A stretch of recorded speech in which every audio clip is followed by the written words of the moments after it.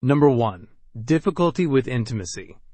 There's a specific kind of panic that happens when someone gets too close. Your chest tightens, your thoughts race toward exit strategies, and suddenly the person you are falling for feels suffocating. This happens when early experiences taught you that letting people in leads to pain. Your nervous system developed what psychologists call affect phobia, a fear of your own emotions and the closeness that brings them up. When a partner tries to create deeper connection, part of you interprets that as a threat. You might ghost people right when things get serious, create arguments out of nothing, or suddenly notice every small flaw. Number 2. Repeating patterns. We gravitate toward what feels familiar, even when familiar means painful. If you watched a parent chase after someone emotionally unavailable, there's a decent chance you've done the same thing. Psychologists call this repetition compulsion, the theory being that we're trying to master an old wound by recreating it, except we usually just reopen it instead. You might choose the same type of person over and over, the emotionally distant ones, the unreliable ones, the ones who make you work for scraps of affection. And when someone actually available shows up, they might feel wrong somehow, because your system doesn't recognize healthy love as love.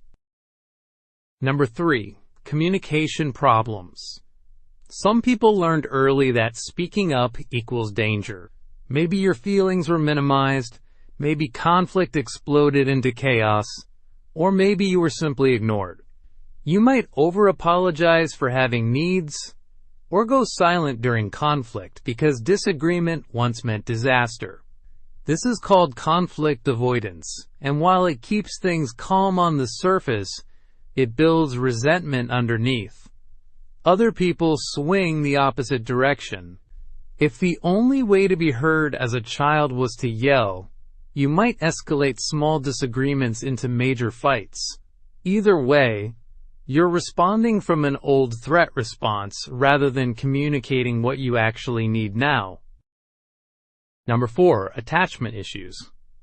Anxious attachment develops when caregivers were inconsistent, loving one moment and distant the next. That creates constant scanning for danger in adult relationships. Every delayed text becomes proof they're losing interest. Every need for space feels like abandonment. Avoidant attachment forms when depending on others led to disappointment.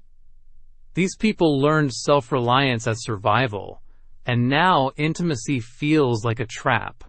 They might pull away when partners get emotional or struggle to ask for support even when they need it. Both patterns make sense when you trace them back, but both create cycles where you're reacting to ghosts from the past. These patterns aren't permanent.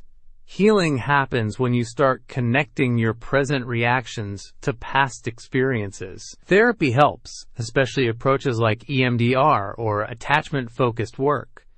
But even awareness itself is powerful. When you notice yourself pulling away or going silent, pause and ask what that behavior once protected you from.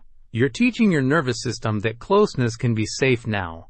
That takes time, but it does happen.